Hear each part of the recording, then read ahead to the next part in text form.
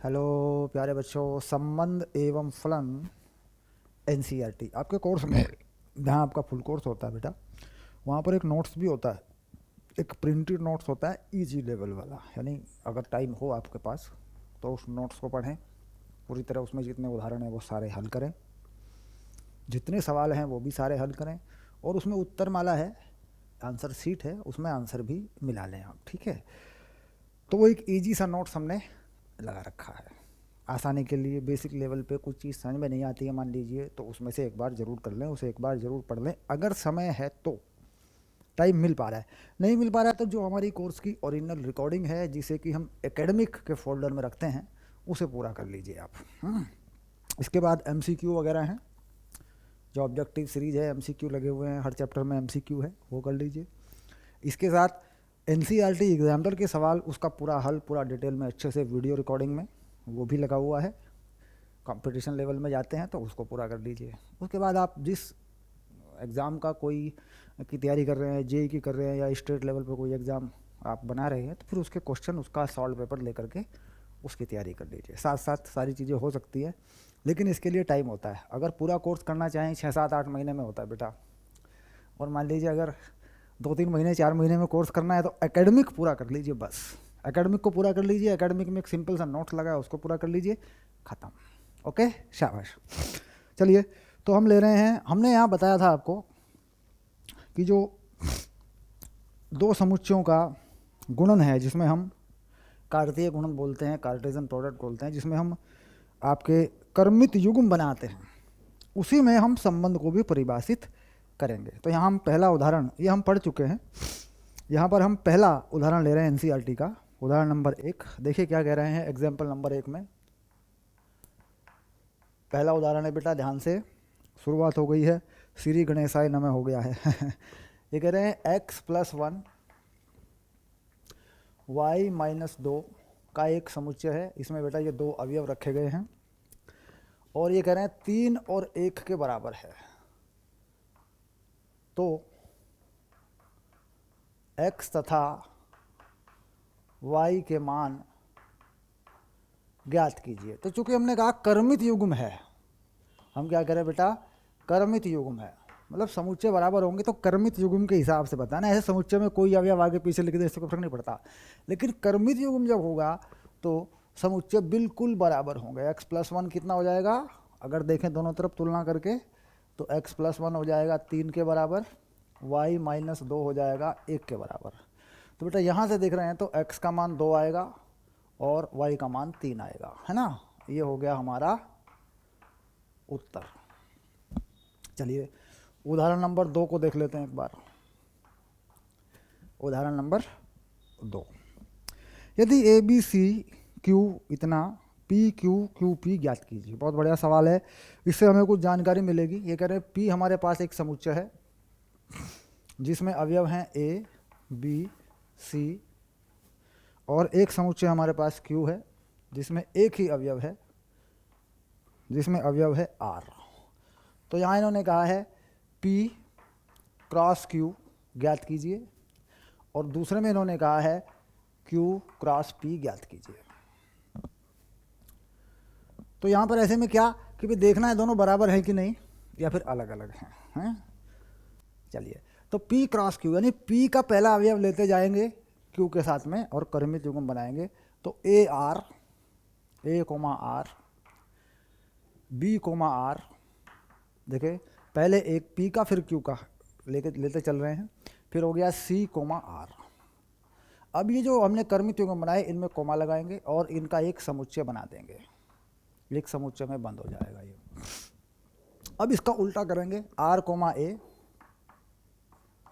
R comma B और R comma C। अब इन्हें बंद करेंगे बेटा और इनका भी एक कर्मित युग्म बनाते हुए समुच्चय बना देंगे। तो हमने देखा कि P cross Q Q cross P के बराबर नहीं है, क्योंकि ये चीज़ देखो सेम नहीं आ रही है, सेम नहीं आ रही। अवयव जो है यहाँ ए आर है, बी आर है, सी आर है, यहाँ R A R B R C है, उल्टा है, कर्म उल्टा है ना। तो कुल मिला के लिख देंगे P क्रॉस Q समान नहीं है Q क्रॉस P के।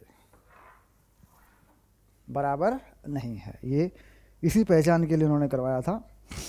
प्रत्येक समुच्चय में अवयव की संख्या समान है। अवयव की संख्या समान है, 1 2 3, 1 2 3। यानी अगर मैं कहूँ एन पी क्रॉस क्यू तो बराबर है बेटा एन क्यू क्रॉस पी के। यानी अवयवों की संख्या समान है। अवयवों की संख्या समान है, लेकिन समुच्चय समान नहीं है। अवयवों की संख्या तो समान है, हाँ? पर समुच्चय समान नहीं है। ठीक है, चलिए समझ में आ रहा है, आगे बढ़ते हैं धीरे धीरे।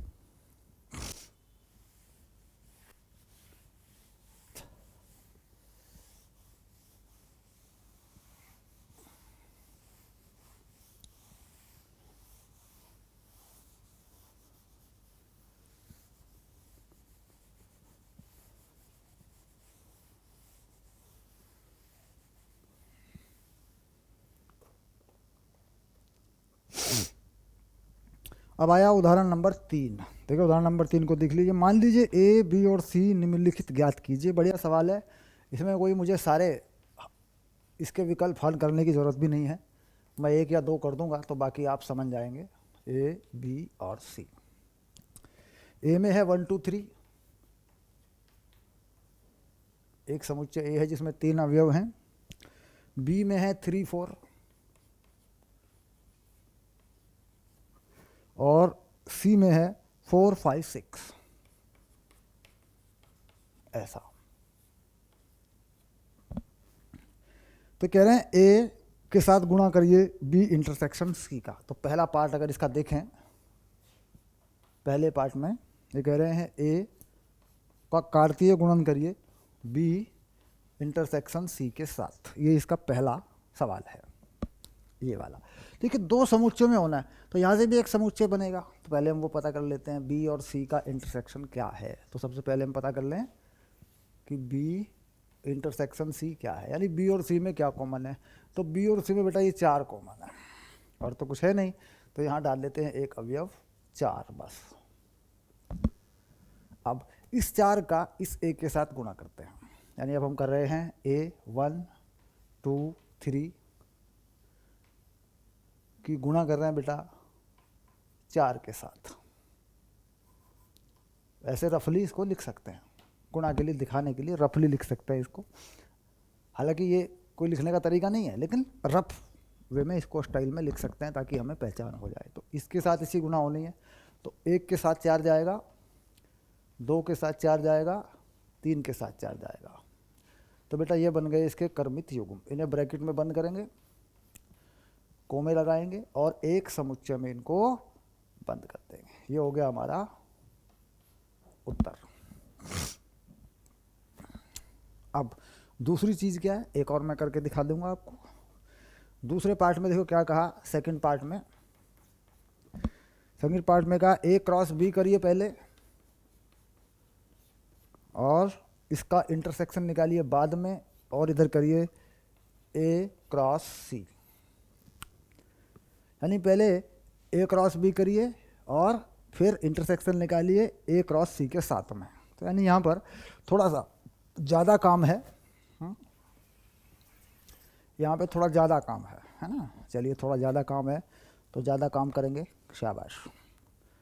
पहले निकाल लेते हैं ए क्रॉस बी। ये निकाल लेते हैं पहले ए क्रॉस बी। तो 1 के साथ 3 4 लेंगे, 2 के साथ 3 4 लेंगे, 3 के साथ 3 4 लेंगे। तो 1 के साथ 3, 1 के साथ 4, 2 के साथ 3, 2 के साथ 4, 3 के साथ 3 और 3 के साथ 4। देखो बेटा ये जो हो रहा है ये ए क्रॉस बी हो रहा है। ध्यान से देखेंगे, कोई छूटना नहीं चाहिए। ये हो गया। अब लेंगे ए क्रॉस सी। ऐसा ए क्रॉस सी बड़ा होगा। देखो 1 के साथ 4, 1 के साथ 5, 1 के साथ 6, 1 के साथ 4, 1 के साथ 5, 1 के साथ 6। देखो बेटा ऐसा हो जाएगा, शाबाश। थोड़ा लंबा पड़ेगा ऐसे। अब 2 के साथ 4, 2 के 5, 2 के साथ 5, 2 के साथ 6, 2 4 2 5 2 6, बंद करें ब्रैकेट में, ये बन गया देखो ऐसे। अब आया 3, 3 के साथ 4 5 6, 3 4 3 5 और 3 के साथ 6, यहीं पे लिख देता हूँ, शाबाश, ऐसा हो गया। अब इन दोनों में कोई कर्मित युग्म अगर कॉमन है, इनका सर्वनिष्ठ, क्योंकि ये मांगा है, देखो ये चीज़ मांगी है, तो कोई कर्मित युग्म अगर है तो निकालेंगे। देखो यहाँ पे 1 4 है बेटा, ये रहा 1 4, ये हो गया। इसके बाद 1 3 है इसमें कहीं, नहीं है, 1 4 हो गया। 2 3, 2 3 है, 2 3 है, 2 3 है, 2 3 है, नहीं है बेटा। 2 4 2 4 है, ये रहा 2 4 है। 3 3 है इसमें कहीं, 1 3 3 3 3 3 3 3 नहीं है। 3 4 है बेटा कहीं पे, हाँ ये रहा देखो, है ना, ये आ गए। तो कुल मिला के 3 अवयव कॉमन आ गए इस वाली चीज़ में। तो इसके नीचे क्या लिख देंगे, एक समुच्चय बनाएंगे, 1 4 2 4 3 4, 1 4 2 4 और 3 4, देखो ये कॉमन है, ये सर्वनिष्ठ है, तो बेटा ये आंसर हो गया। सिंपल, कोई मुश्किल तो नहीं आ रही है, पहचानने में कोई दिक्कत तो नहीं हो रही है, बड़ी आसानी से हो रहा है सब कुछ। ओके, शाबाश। चलिए आगे बढ़ेंगे। अगला नेक्स्ट उदाहरण देखेंगे बेटा, शाबाश।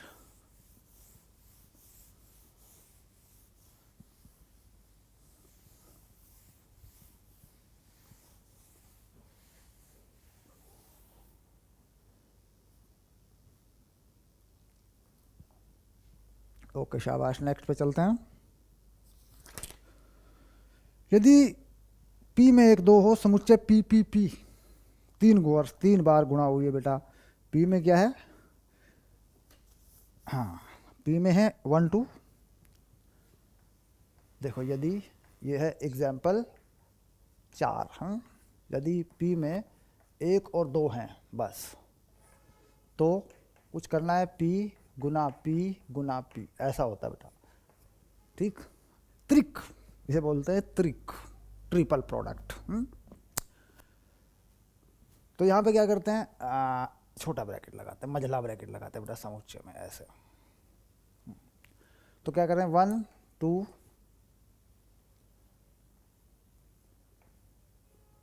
और गुना 1 2, पहले ये करें बेटा, दिक 2 वाला कर लें पहले, तो क्या होगा, 1 1 1 2 1 1 1 2 2 1 2 2, देखो ये हो गया 2 बार गुना, ऐसे हो गया, देखो ये हो गया 2 ऐसे, ठीक। अब इसके साथ में ये हो गया बेटा P गुना P, अब इसके साथ में P गुना P करें तो, यानी इस पूरे के साथ में अब ये वाली चीज़ करते हैं। तो 1 के साथ में 1, तो ये बेटा 1 1 1 1 1 1 1 1 1 2 1 1 2 1, ऐसा हो गया बेटा। फिर इसके साथ में 1 2 1 1 2 1 1, ऐसा हो गया, एक एक को ले रहे। फिर 2 2 2 2 1, ऐसा हो गया, देख यहाँ तक हो चुका, यानी इस वाले के साथ हो चुका सबका। अब आगे चलेंगे इस 2 के साथ में, है ना, अब इस 2 के साथ में करेंगे सबका।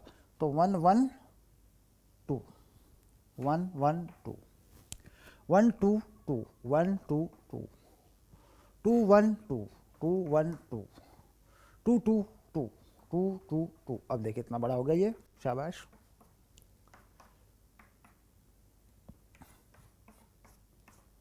पूरा खत्म हो गया बच्चों, शाबाश। त्रिक हो गया, त्रिक, ट्रिपल प्रोडक्ट हो गया, ये रहा ऐसा, ऐसे। तो कितने अवयव होने चाहिए इसके अंदर, 8 होने चाहिए। देखिए एक में 2 है ना, 3 बार गुणी, 2 गुणा 2 गुणा 2, 8 होने चाहिए। तो 1 2 3 4 5 6 7 8, पूरे 8 हो गए। देखो यानी एन पी गुना पी चेक होगा बेटा 8 होना चाहिए। कितनी बार गुणा हुआ, कितने अवयव होंगे। ठीक, तो हम क्या कह रहे हैं, हमने मान लीजिए हमने ऐसा किया, माना एन ए बराबर 3, तो ए गुणा ए गुणा ए गुणा ए में कितने अवयव होंगे बताओ, इस सवाल को बताओ। बेसिक क्वेश्चन है बिल्कुल। ए में कितने अवयव हैं 3, और कितनी बार गुणा हुई है 1 2 3 4, तो कितना हो जाएगा एन ए गुणा ए गुणा ए गुणा ए बराबर 3 गुणा 3 गुणा 3 गुणा 3, तो कितना हो गया बेटा 81 अवयव। यानी कितनी बार गुणा हुई है 1 2 3 4, तो क्या हो जाएगा 3 की पावर 4। ऐसे करते हैं। मान लो कोई ऑब्जेक्टिव सवाल बन गया, उसमें इन्होंने कहा कि ए में 3 अवयव हैं या कोई और संख्या बता दी आपको, फिर पूछा इसमें यहाँ पर कितनी बार गुणी हुई, इसमें कितने अवयव होंगे, तो क्या करते हैं ये वाला फंडा लगा देते हैं। ठीक है, समझ में आ रहा है मामला।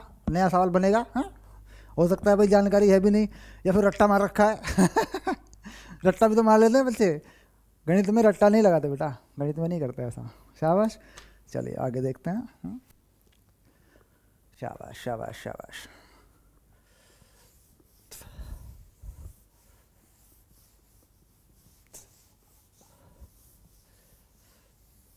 कुछ नया, थोड़ा थोड़ा सा नया, जहाँ जहाँ पे ज़रूरी होगा हम ज़रूर करते चलेंगे बेटा। जहाँ जहाँ पे नॉलेज की बात होगी, नया कंसेप्ट थोड़ा सा बनेगा, ज़रूर करते चलेंगे। ये हो गया एग्जाम्पल नंबर 4।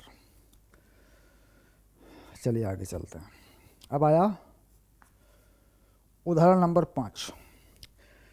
यदि R समस्त वास्तविक संख्याओं का समुच्चय है तो कार्तीय गुणन आर आर और आर आर आर क्या निरूपित करते हैं। ठीक, तो आर आर आर में क्रमित युग्म में 3 अवयव होंगे, प्रत्येक क्रमित युग्म में 3 अवयव होंगे। आर आर में प्रत्येक क्रमित युग्म में 2 अवयव होंगे। आर आर में जो संख्या होगी समुच्चयों की वो उसी के अनुसार होगी जितना कि मैंने बताया, और आर आर में उसके अनुसार होगी। यानी आर आर में हम 2 की पावर लगा देंगे और उसमें 3 की पावर लगा देंगे। ठीक है, 3 बार गुणा हुआ है ना, मतलब पावर 3 लगा देंगे, अवयव की संख्या की पावर 3 लगा देंगे अगर 3 बार गुणा हुआ तो क्या लिखते हैं उदाहरण 5 में। उदाहरण 5 में क्या लिखते हैं, यदि आर गुणा आर है, आर गुणा आर है, तो एन आर गुणा आर में बेटा एन आर जितनी अवयव संख्या आर में है उसकी पावर 2 लगेगी, 2 बार अवयवों की संख्या हो जाएगी। और अगर एन आर गुणा आर करूं तो बेटा एन आर जितनी अवयवों की संख्या है इसकी पावर कितनी लगेगी, इसकी पावर 3 लगेगी, अवयवों की संख्या। अच्छा, आर आर के क्रमित युग्म में, आर आर के क्रमित युग्म में 2 अवयव होंगे, है ना, क्योंकि आर आर है, हर एक प्रत्येक में 2 होंगे। और इसके क्रमित युग्म में कितने होंगे बेटा, क्रमित युग्म में 3 अवयव होंगे। 3 बार गुणा हुआ ना तो 3 अवयव होंगे, ऐसे ये बात लिखनी है। ठीक, अवयवों की संख्या की जानकारी होगी, जैसे अभी एक उदाहरण दिया था मैंने ए वाला, और क्रमित युग्म में कितने अवयव होंगे ये बताना आपको। अब आया उदाहरण 6। शाबाश। यदि ए बी इतने इतने हैं तो ए और बी के मान ज्ञात कीजिए। इन्हें कहा ए और बी बता रहे हैं आपको, ए बी कितना है ये बता रहे हैं आपको। P Q P R M Q, P Q P R M Q M R, ये रहा बेटा। शाबाश, कुछ इस तरीके से ऐसा है। तो हम जानते हैं जो पहला अवयव है वह पहले समुच्चय से आता है, यानी ए में क्या क्या हो सकता है बेटा? पहला अवयव पी पी एम एम, यानी पी और एम हो सकते हैं, हम रिपीट करके नहीं लिखा करते। और बी में बाद वाला अवयव बी से आता है, क्यू आर, यानी क्यू और आर हो सकते हैं बस, क्योंकि रिपीट करके हम नहीं लिखते। मान लीजिए यहाँ भी पी है, यहाँ भी पी है, 2 बार आ गया तो एक ही बार लिखेंगे, यहाँ भी एम है, यहाँ भी एम है, तो एक ही बार लिखेंगे। तो कुल मिला के ए ये हो गया, बी ये हो गया, ये हो गया हमारा उत्तर। शाबाश।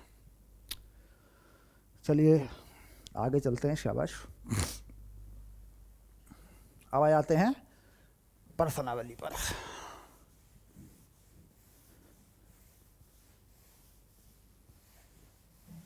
तो समुच्चयों के बारे में चूंकि हमने पढ़ रखा है, सारी बातें हमने इससे पहले चैप्टर में पढ़ ली है, और समुच्चय की एक भरपूर नॉलेज हमारे पास है, समुच्चय की पूरी जानकारी हमारे पास है। हालांकि समुच्चय बड़ा बोरिंग सा था, थोड़ा बड़ा भी लग रहा था मुझे ये चैप्टर 1, लेकिन फिर भी उसकी पूरी जानकारी हमारे पास है। हमने अच्छे से पूरा चैप्टर पढ़ लिया। पहले चैप्टर में तो कुछ छोड़ना ही नहीं चाहिए, चाहे वो कुछ भी लगे हमें, पहला चैप्टर पूरा ही कर लेना चाहिए, अच्छे से पढ़ना चाहिए। चलिए अब देखते हैं प्रश्नावली 2.1, यानी अब आ गई इसकी प्रश्नावली।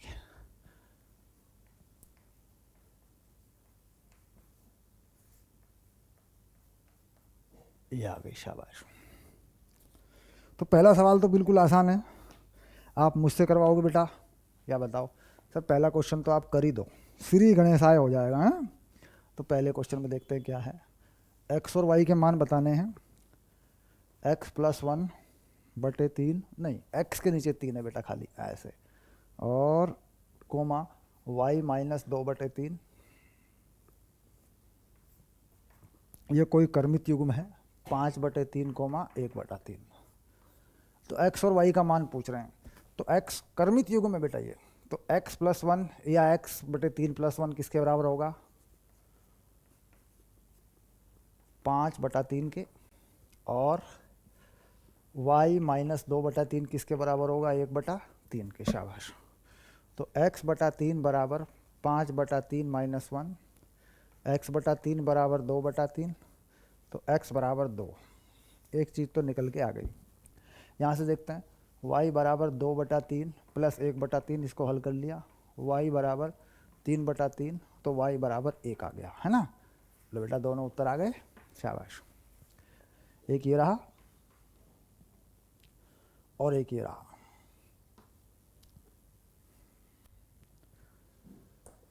हाँ, पहला सवाल हो गया। यदि समुच्चय ए में 3 अवयव हैं, समुच्चय बी इतना इतना है, तो ए बी में अवयवों की संख्या ज्ञात कीजिए। Question number 2। ये कह रहा है एन ए 3 है और बेटा एन बी भी 3 है। देखो बी में भी 3 अवयव हैं, 3 4 5, तो एन ए गुणा बी क्या होगा? जानते हो ना, इनको गुणा कर देंगे, 3 गुणा 3, तो ये हो गया बेटा 9। उत्तर हो गया।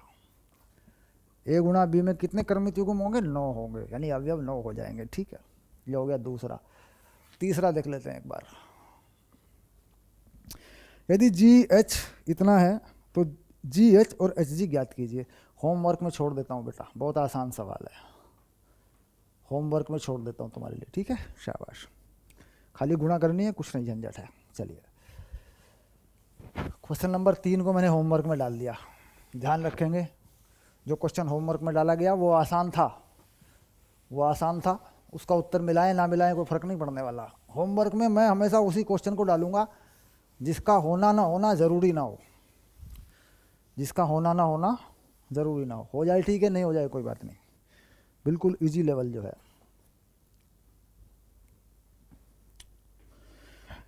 प्रश्न नंबर 4,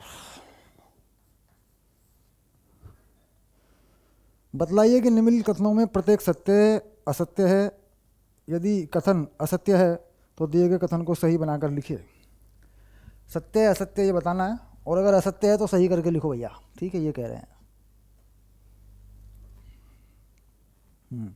अब यहाँ कथन चलेंगे बेटा, 1 2 कथन है हमारे पास, नहीं एक और है, 3 कथन है बेटा, 3 स्टेटमेंट है। शाबाश। पहले वाले में लिखा है पी एम एन है ऐसे, क्यू एन एम है, ऐसा मामला है, तो P गुणा Q है, ये P गुणा Q बता रहा है क्या है, P गुणा Q है एम एन और एन एम, ऐसी कहानी है। इसकी जांच होगी बेटा, ऐसा होगा कि नहीं होगा। अच्छा, उसके बाद दूसरे में कह रहा है ए और बी अरिक्त समुच्चय हैं। कह रहा है ए गुणा बी में एक्स गुणा वाई का एक अरिक्त समुच्चय है, का एक अरिक्त समुच्चय है, तो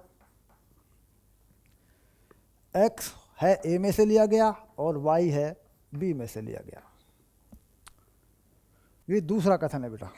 तीसरे कथन पे आ जाएं। यदि a बराबर 1,2 है, b बराबर 3,4 है, बहुत बढ़िया सवाल है पहचान के लिए, तो a गुणा b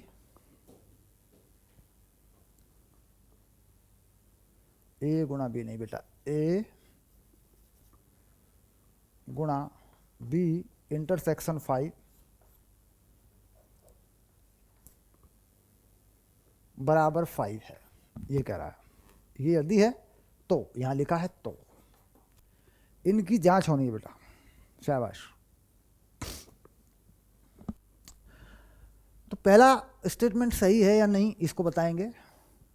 यदि P mn है और Q nm है तो P Q यही होगा क्या, तो जरा चेक कर लें एक बार।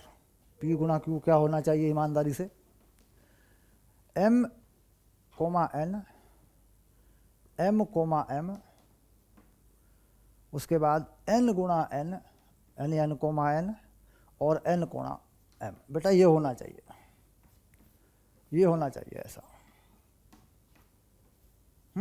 तो इसका मतलब ये नहीं है, तो ये कैसा हो गया, देखो सेम नहीं आया, ये हो गया असत्य, फॉल्स।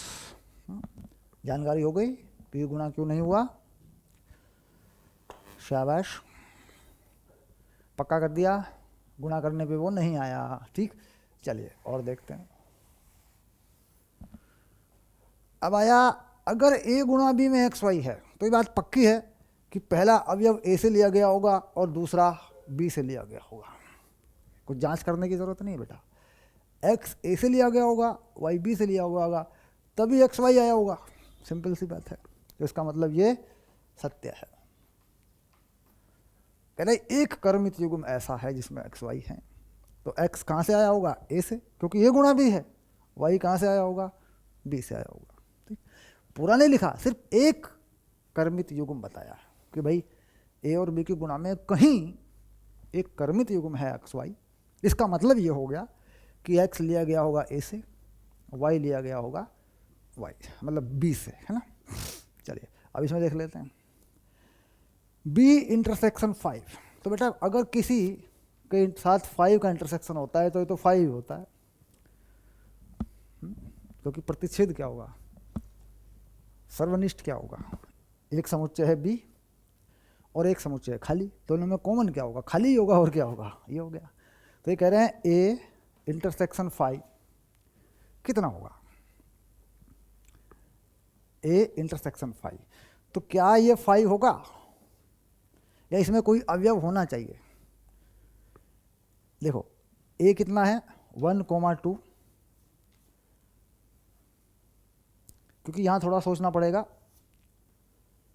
और इसके साथ गुणा हो रही है बेटा इसकी, ऐसे, ये क्या होगा, तो 1 के साथ 5 लेंगे,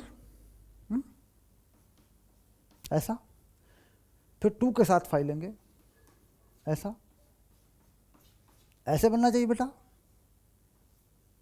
ऐसे होना चाहिए, क्योंकि 5 का मतलब एक समुच्चय। अब 5 का मतलब समुच्चय थोड़े ना लेंगे, 5 में कोई अवयव नहीं है बेटा, यहाँ पे 5 में कोई अवयव नहीं है। ये जो फाइव है इसमें कोई अवयव नहीं है। यहाँ पे क्या लेंगे, वन के साथ में क्या लेंगे, कुछ नहीं लेंगे।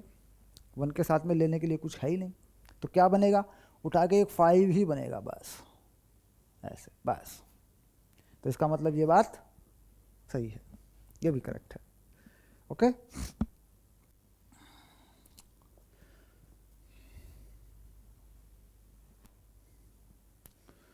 अब चलते हैं क्वेश्चन नंबर 5 की तरफ। 2.1 का जो तीसरे वाला है उसकी जांच कर लें एक बार, बुक में क्या लिखा है। बुक में आंसर को वेरीफाई कर देते हैं। 2.1 की तरफ बढ़ रहे हैं बेटा। 2.1 का क्वेश्चन नंबर 4 का, हाँ सही बात है, सत्य है तीसरा सवाल। ओके, डन हो गया बेटा, शाबाश। अब चल रहे हैं 5 की तरफ।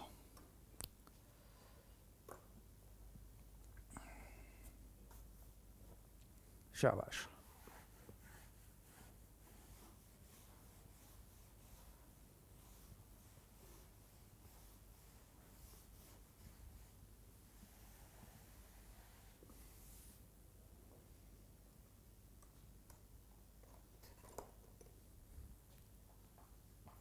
क्वेश्चन नंबर 5, यदि ए -1 1 है तो ट्रिपल ए ज्ञात कीजिए। यह आप जान सकते हैं, ये आपका किया हुआ मामला है सारा का सारा बेटा। एक है -1 और 1 है ना, तो क्या याद करना है, ट्रिपल ए गुणा ए गुणा ए गुणा ए गुणा ए। इसे इसे इसे याद करने का फंडा क्या होता है हमारे पास, पहले हम ए गुणा ए करते हैं बेटा। सबसे पहले क्या करते हैं, ए गुणा ए। तो ए गुणा ए में क्या लिखते हैं, दोनों को लिख लेते हैं, कोई भूल चूक ना हो जाए, ऐसे लिख लेते हैं रफली, गुणा करके ऐसे लिख लेते हैं, ताकि छूट ना जाए। कुछ हमसे छूट गया तो -1 ऐसे गलत हो जाएगा। इसको पहले कर लेते हैं, फिर इसके साथ में बाद में ए का गुणा करते हैं। ठीक, तो चलिए शुरू करते हैं। देखो, -1 ऐसे पहला हो गया, -1 1 ऐसा हो गया, 1 -1 ये हो गया, 1 1 ऐसा हो गया।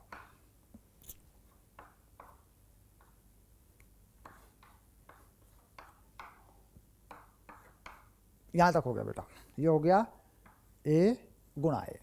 अब इसके साथ में हम यहाँ लिख देते हैं ए गुणा ए गुणा ए। तो बेटा यहाँ गुणा का निशान लगा के एक ए और लगा देते हैं, ऐसे है ना। अब देखो शुरू करते हैं, कितना लंबा बनेगा देखना। ठीक, पहले वाला लिखते हैं -1 -1 -1 ऐसे। दूसरा -1 1 -1 ऐसा हो गया। अभी इसके साथ चल रहा है बेटा, इसका 1 -1 -1 1 -1 -1 1 1 -1 ये आ गया बेटा। देखो ऐसा, ये हो गया, यानी इसका हो चुका पहले के साथ। अब दूसरे का लेते हैं, -1 -1 1 1 ये भी हो गया। देख, इसका लेते हैं -1 1 1 -1 1 1 ये भी हो गया। इसका लेते हैं -1 1 -1 1 1 -1 1 ये भी हो गया। इसका लेते हैं 1 1 1 1 1 1 ये हो गया। देखो है ना, ये आ गया बेटा आंसर। कुल मिला के इसमें 8 अवयव होने चाहिए। कितनी बार गुणा हुआ है, 3 बार। अवयव कितने थे, 2, तो 8 होना चाहिए। 8 क्रमिक युग्म होने चाहिए, 1 2 3 4 5 6 7 8। ये बात समझ में आ गई होगी अच्छे से। चलिए आगे चलते हैं, शाबाश।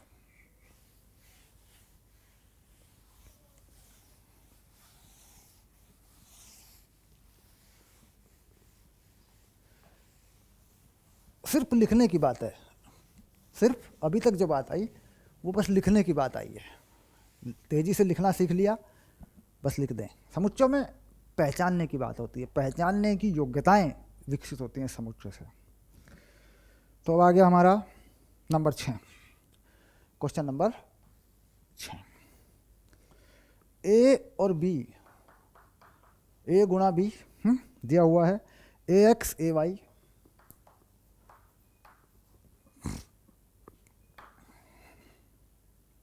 बी एक्स बी वाई, ये कुछ इस तरीके से बना के दिया हुआ है और ये कह रहे हैं ए बी ज्ञात कीजिए। तो बेटा पहला अवयव कहाँ से आता है? पहला अवयव आता है ए से, तो ए और बी, ये हो गया ए, क्योंकि बार बार नहीं लिखते। देखो ए आया, तो कहाँ से आया होगा? ए में से आया होगा। तो समुच्चय में उसको 2 बार नहीं लिखते अपन, एक ही बार लिखते। दूसरा अवयव आता है बी से, एक्स वाई, बस एक्स वाई, ओके। तो ये हो गया तुम्हारा उत्तर 7। मान लीजिए ए बी इतने इतने, तो सत्यापित कीजिए। अच्छा, ये सिद्ध करना है ना, तो हटाना पड़ेगा बेटे, जगह जो है इस सवाल में जगह ज़्यादा लगेगी, तो इसको हटाना पड़ेगा, यहाँ से हम हटा देते हैं।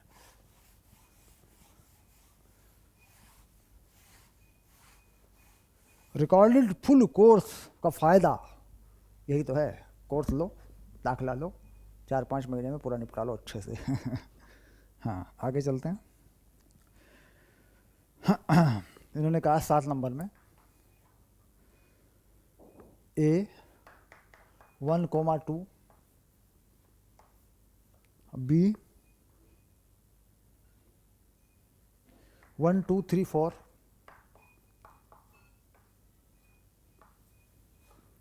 और सी 5 6, 5 और 6,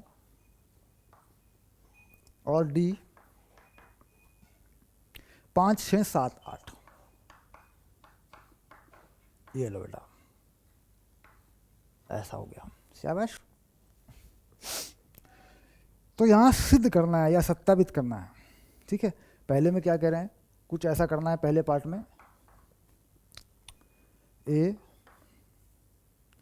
क्रॉस बी इंटरसेक्शन सी बराबर है A cross B intersection A cross C के। ये बेटा इन्होंने सिद्ध करने के लिए मांगा है, ये वाली चीज़, इसको सिद्ध करना है। और दूसरे में ए गुणा सी बी गुणा डी का एक उप समुच्चय है, यानी ए गुणा सी बी गुणा डी का एक उप समुच्चय, यानी वो हम बाद में पता कर लेंगे, पहले इसे कर लें पहले, ठीक है, इसे पहले सत्यापित कर लें। ठीक, चलिए देखते हैं, शुरू करते हैं। तो पहले क्या करना है, ए लिख देते हैं पहले, 1 2, और बेटा इसके साथ गुणा लिख देते हैं बी इंटरसेक्शन सी की। तो बी इंटरसेक्शन सी में क्या कॉमन है? बी इंटरसेक्शन सी में 1 2 3 4 5 6 कुछ भी कॉमन नहीं बेटा, ये 5 हो गया, तो ये 5 ही होगा,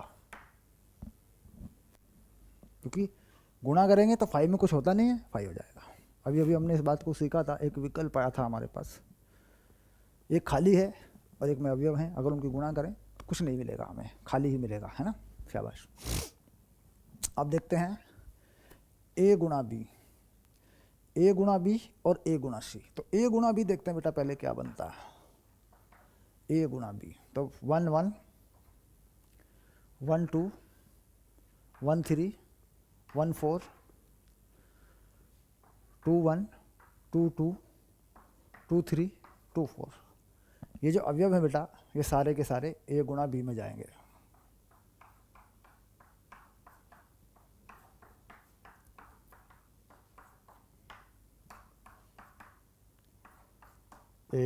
ये हो गया ए गुणा बी। अब बी गुणा सी, बी गुणा सी देखते हैं, बी गुणा सी में क्या आ रहा है, तो बी गुणा सी को देखते हैं, 1 5 1 6 2 5 2 6 3 5 3 6 4 5 और 4 6। तो ये जो सारे अवयव दिख रहे हैं बेटा, ये किस में चले जाएंगे, 4 6, है ना, ऐसे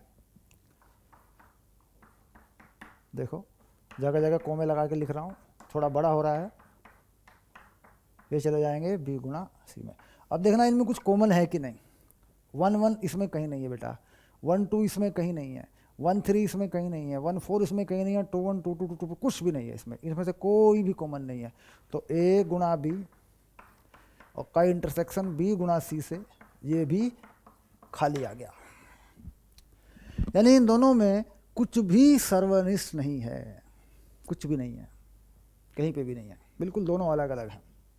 जैसे कि ऊपर आ रहा है 1 2 का खाली सेट के साथ गुणा खाली एम्प्टी, इन दोनों में भी कोई कॉमन नहीं आया। तो इसका मतलब ये जो चीज़ है ये सिद्ध हुआ, ये चीज़ यहाँ लिखी हुई है ये सिद्ध हो गया।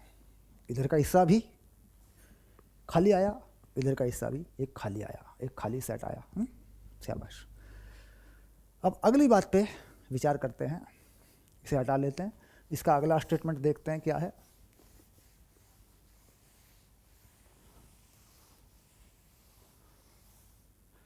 इसे हटा देते हैं बेटा, ये हो गया, इसे हटा देते हैं। शाबाश। अगले पॉइंट में इन्होंने कहा ए गुणा सी बी गुणा डी का उपसमुच्चय है। सेकंड पॉइंट में इन्होंने कहा ए गुणा सी बी गुणा डी का उपसमुच्चय। बेटा ऐसे लिख लें, बी गुणा डी का उपसमुच्चय है ए गुणा सी, ये वाला है ना। शाबाश। ए गुणा सी बी गुणा डी का उपसमुच्चय। तो इसकी जांच होनी बेटा, इस चीज़ की जांच होनी है। ठीक, तो कैसे जांच करेंगे इसकी? पहले बी गुणा डी निकाल लेते हैं, बी गुणा डी। तो बी गुणा डी क्या होगा ज़रा देखें एक बार। बी गुणा डी 1 5 1 6 1 7 1 8 2 5 2 6 2 7 2 8। ये सब कर्मित युग्म आ रहे हैं बेटा, इसमें ध्यान से देखेंगे। बी गुणा डी में 3 5 3 6 3 7 3 8 4 5 4 6 4 7 4 8, ये सब कर्मित युग्म आ रहे हैं बेटा। देखो ये देखो, इन सबको ब्रैकेट में बंद कर दें। ये सब कर्मित युग्म किस में आ रहे हैं? बी गुणा डी में आ रहे हैं। पक्का एक एक को ध्यान से देख लो। शाबाश। ऐसे ये बन गया एक समुच्चय, ये बी गुणा डी हो गया बेटा ऐसे। अब ए गुणा सी देखते हैं। ए गुणा सी मतलब ए गुणा सी इसमें से होना चाहिए, कोई ना कोई अवयव जितने भी ए गुणा सी में आएंगे वो सारे इसमें से निकले हुए होने चाहिए, ये कह रहा है। ये उप समुच्चय तभी तो बनेगा। बी गुणा डी, एक मिनट, ए गुणा सी बी, एक मिनट, ए गुणा एक बार फिर देख लेते हैं। ए गुणा सी बी गुणा डी का उप समुच्चय है।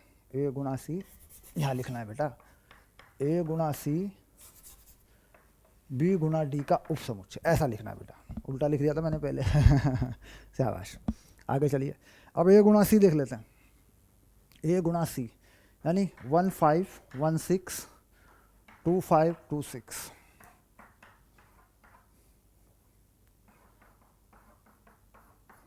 देखो बेटा ये है। अब जरा जांच कर लें ये सारे हैं कि नहीं। 1 5 है, 1 6 है, 2 5 2 6 है। ठीक, तो यानी बी गुणा डी में से ही ए गुणा सी बना है। सत्य, इसकी जांच हो गई तो क्या लिख दें? सत्य, सिद्ध हुआ, ऐसा लिख देंगे। सत्य हो गया, सिद्ध हो गया। चलिए आगे चलते हैं। हाँ, शाबाश। क्वेश्चन नंबर 7 ओके, डन हो गया बेटा, शाबाश।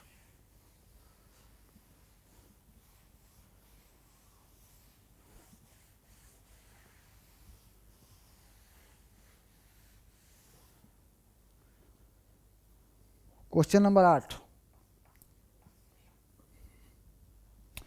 मान लीजिए ए बी इतना है। ए बी लिखिए, ए बी में कितने उपसमुच्चय होंगे उनकी सूची बनाइए। ए बी में कितने उपसमुच्चय होंगे, यानी पावर सेट बनाना है ए गुणा बी का। तो बेटा सवाल कर लेते हैं। ए है 1,2, बहुत बढ़िया सवाल है। और बी है 3 4। अब ये कह रहे हैं ए गुणा बी बताइए। ए गुना बी। तो ए गुना बी कर देते हैं 1 3 2 3 1 4 2 4। ये लो बेटा, ये बन गए इसके कर्मित युग्म और ये बन गया इसका समुच्चय। अब इसके उप समुच्चय कितने होंगे? ए गुना बी के उप समुच्चय कितने होंगे? तो ए गुना बी में भी कितने अवयव हैं बेटा? 1 2 3 4। तो इसके पावर सेट में कितने अवयव होंगे, है ना? तो क्या लिख दिया, n पावर सेट ए गुना बी कितने अवयव हैं? 1 2 3 4। तो होंगे 2 की पावर 4 यानी 16 उत्तर। समझ रहे हैं? जब इसका पावर सेट बनेगा तो उसमें कितने होते हैं? पावर सेट में कितने अवयव होते हैं? 2 की पावर n यानी अवयवों की संख्या 16 हो गया।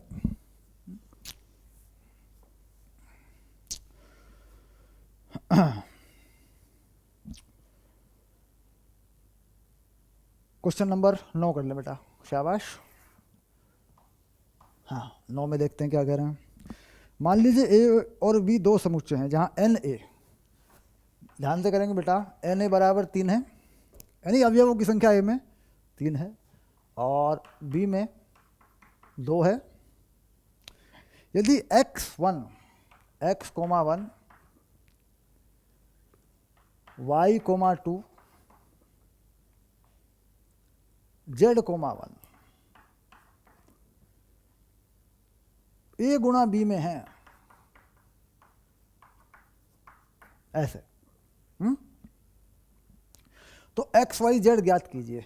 x y और z ऐसा सवाल बड़ा बढ़िया सवाल होता है बेटा, आसानी से आता है, इसको सॉल्व करना सीखना है आपको। चलिए शाबाश। ए बी में जो पहला अवयव है वो ए से आया होगा, x y z। बेटा ये तीनों ये पक्का ए से आए होंगे, क्योंकि ए गुणा बी में कर्मित युग्म में जो पहला अवयव है वो ए से आया होगा। तो कौन कौन ए से आए? x y z। तो ए में क्या हो गया? x, y, z, 3 अवयव हैं ऐसे। अगर ये अवयव रिपीट हो जाते, बार बार आते, तो भी हम इसी तरीके से लिखते, है ना, क्योंकि x y z अभी हमें मिल रहा है। मान लीजिए हमें 2 बार x मिल जाता है यहाँ पे कर्मित युग्म में, 2 बार हो सकता है, तो हम एक ही बार यहाँ लिखते हैं। अब 1 2 1 कहाँ से आया होगा? b से। ए गुणा बी में 1 2 1 आया। देखो दूसरे नंबर पे क्या लिखा है? दूसरा अवयव 1 2 1। तो हम क्या लिखते हैं बी में? 1 2 बस, क्योंकि रिपीट करके नहीं लिखते, बार बार नहीं लिखते। कौन कौन आए हैं? 1 2 1, तो क्या लिखेंगे? 1 2। ओके, क्रम यही रखेंगे 1 2 1। तो 1 2 1 1 वो वाला रिपीट नहीं करेंगे, बस 1 2 लिखेंगे। ठीक, तो ये हो गया हमारा ए और बी। एक्स वाई जेड ज्ञात कीजिए। अब एक्स वाई क्या हो गया? एक्स वाई जेड क्या? ए और बी को ज्ञात कीजिए। एक्स वाई जेड भिन्न है, ए और बी को ज्ञात कीजिए। बेटा ए और बी को ज्ञात करना है, ए तथा बी को ज्ञात कीजिए, है ना, ऐसा सवाल था। तो ये आ गया ए और ये आ गया बी। Okay, done.